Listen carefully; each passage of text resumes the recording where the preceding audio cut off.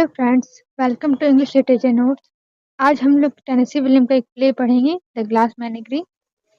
तो ये एक मेमोरी प्ले है जो कि अमेरिकन ड्रामेटिस्ट टेनेसी विलियम के द्वारा लिखा गया है। इसमें वो फैमिली रिलेशनशिप, रियलिटी और ड्रीम्स ये सारे चीज़ को शो करते हैं। ये राइटर का अपना एक्सपीरियंस को भी बताता है और ये स्टोरी रिवॉल्व करता है विंकफील्ड फैमिली के अंदर। इसमें मेनली राइटर दिखाने की कोशिश की कि जो ग्रेट डिप्रेशन था उस समय अमेरिका में, उस समय लोगों को क्या स्ट्रगल फेस करना पड़ रहा था। और इसमें मेनली राइटर डील करते हैं इल्यूजन, एस्केप एंड डिसअपॉइंटमेंट से। अब राइटर के बारे में देखें तो 1911 में अमेरिका में इनका बर्थ हुआ था और ये एक अमेरिकन प्ले राइट थे जो कि बहुत फेमस था। इनका अधिकतर वर्क का थीम होता था loneliness, fragile character and emotional conflict. इनका मेजर वर्क है a street car named desire, cat on a hot tin roof. और इनका लिखने का तरीका हुआ करता था पोएटिक एंड इमोशनल। और ये इनका एक फेमस वर्क है। अब इसको हम देखते हैं कुछ की फैक्ट्स। तो ये एक मेमोरी प्ले है जो फैमिली ड्रामा देखने को मिलता है। 1944 में इसको फर्स्ट टाइम परफॉर्म किया गया था। इसका सेटिंग रखा गया है सनत वेस्ट अपार्टमेंट में, जो कि ग्रेट डिप्रेशन 1930 के समय का ये प्ले है। नरेटर इसमें एक जो राइटर ये नरेटर है वो खुद अपना स्टोरी सुनाएगा, जो कि टॉम विंकफील्ड रहेगा। स्ट्रक्चर इसका टू एक्ट प्ले और थीम है इल्यूजन वर्सेस रियलिटी। तो कैरेक्टर से इंट्रोड्यूस हो जाते हैं हम लोग। टॉम विंकफील्ड जो है ये मेन नरेटर है, अपना कहानी खुद सुना रहा है ये, जो कि work in a warehouse, एक जगह काम करता है। इनका ड्रीम है एडवेंचर कुछ करना, बट ये अपने फैमिली में ही फंस कर रह जाता है उसका रिस्पॉन्सिबिलिटी पूरा करने में। अमांडा है इसकी माँ है, लॉरा की और टॉम की, दोनों लॉरा और टॉम दोनों भाई बहन है। जो कि अमांडा जो है हमेशा पास्ट मेमोरी में ही रहती है।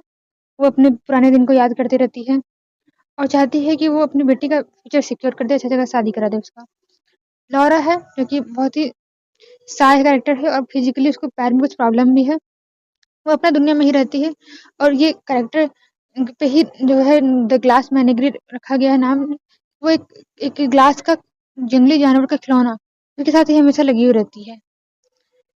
जिम कॉर्नर जो है वो टॉम्स का फ्रेंड है और मिस्टर विंकफील्ड जो है वो उसके फादर है, जो कि ये परिवार को छोड़ छोड़ के जा चुके हैं। उसका कुछ भी जिक्र नहीं है, बस एक फोटो दिखाया जाता है और पता चलता है कि वो अपना रिस्पॉन्सिबिलिटी छोड़ के अपने फैमिली को छोड़ के वो जा चुके हैं। अब देखते हैं कहानी एक्ट वन। टॉम नरेटर अपना खुद कहानी सुनाना शुरू करता है। वो बोलता है कि एक मेमोरी प्ले है। विंकफील्ड फैमिली में दोनों भाई बहन और उसकी माँ अमांडा रहती थी। अमांडा हमेशा अपनी बेटी के लिए बहुत ज़्यादा टेंशन होती थी कि उसका कोई अच्छी जगह शादी हो जाए। और लॉरा बहुत ही ज़्यादा एकदम शाय लड़की है जो कि अपने में कॉन्फिडेंस फील नहीं करती है। वो अपना बिजनेस भी छोड़ देती है, बिजनेस स्कूल भी अपने नर्वसनेस के कारण। और अमांडा हमेशा अपने पुराने दिन को याद करती है, जो कि मम्मी है। बोलती है हम तो जवानी में इतने सुंदर थे, तो मेरे पीछे तो लोग पागल हुआ करता था। तो इस तरह अपने पुराने दिन में ही याद करके खुश रहती है, क्योंकि हस्बैंड को छोड़ के चला गया है। अब देखते हैं कि वो चाहती है अपने बेटे को, बोलती है कि लॉरा का शादी लगवा दो, कहीं अच्छा लड़का देखो उसके लिए। तो टॉम जो है वो पापा का छोड़ के जाने के बाद वो सारा रिस्पॉन्सिबिलिटी उसका फैमिली का उस पर आ गया है, जिससे वो बहुत ज़्यादा परेशान रहता है। वो अपना लाइफ में बहुत ज़्यादा ही टेंशन में है कि अपने बेटी बहन का भी शादी कराना है और घर का सारा जब जिम्मेदारी देखना है। उसको पसंद है कि वो मूवी देखना, वो चाहता है कि हम रियलिटी से भागें, अपने लाइफ में इंजॉय करें, लेकिन वो कर नहीं पाता है। अमंडा उसको डांटे रहती है इररिस्पॉन्सिबल बिहेवियर के लिए और उसको बोलती है कि अच्छा इंसान बनो और अपना घर का जिम्मेदारी लो। टॉम जो है वो एग्री करता है और बोलता है ठीक है, हम कुछ खोजते हैं, लड़का देखते हैं लॉरा के लिए। वहीं पे एक्ट वन एंड होता है। सेकंड एक्ट में देखते हैं कि जॉन अपना एक फ्रेंड को इनवाइट करता है जिसका नाम जिम है, डिनर के लिए।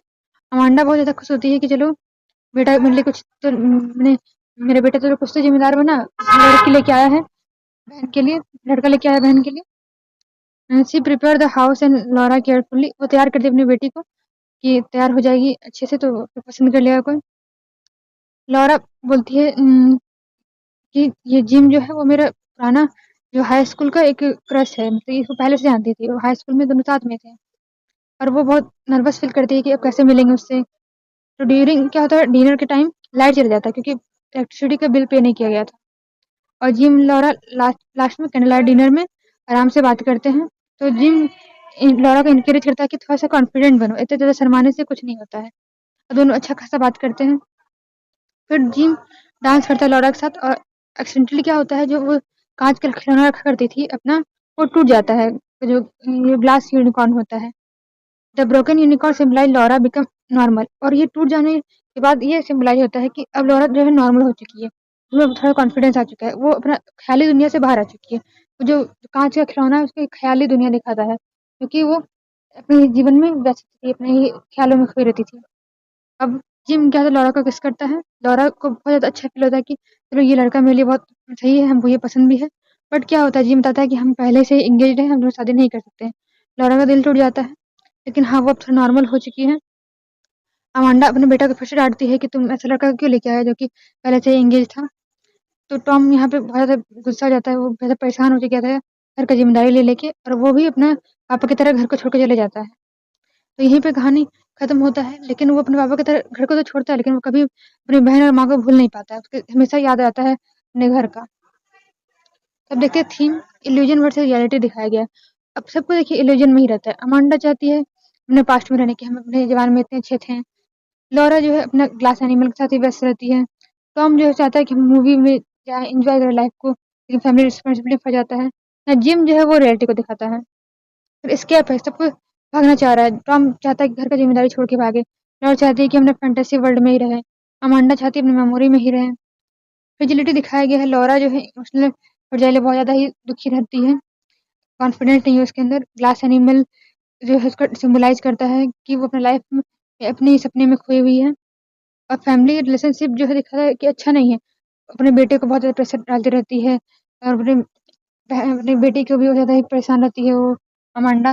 तो ये तो एक तरह से दिखाया गया है बहुत ज़्यादा घिच-पिच टाइप का कैरेक्टर। फैमिली कॉन्फ्लिक्ट दिखाया गया है, अमांडा कंट्रोल करना चाहती है टॉम को।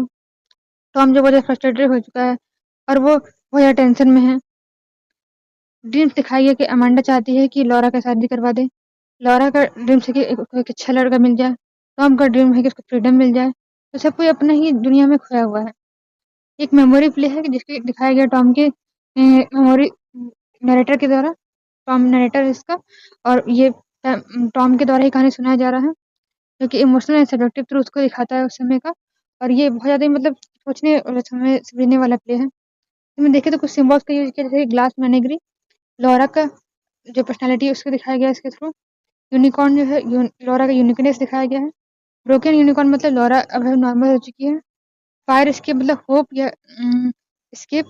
फोटोग्राफ ऑफ फादर दिखाया गया है, जो उसको छोड़ के जा चुके हैं।